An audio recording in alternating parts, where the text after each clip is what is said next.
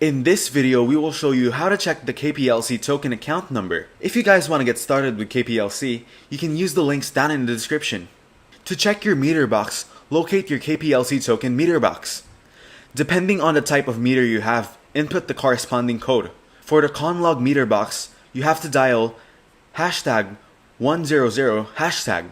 For the hexing meter box, dial 804, Actors meter box, dial 100 hashtag, and dial 65 hashtag for the Shenzhen meter box. Your 11-digit account number will be displayed on the meter screen. Now dial *977 hashtag on your mobile phone. Select prepaid services and then latest token. Choose your meter number from the options provided. The last 3 tokens for your selected meter number will be displayed. Next, check your electricity bill. Your KPLC token account number is usually printed on your electricity bill.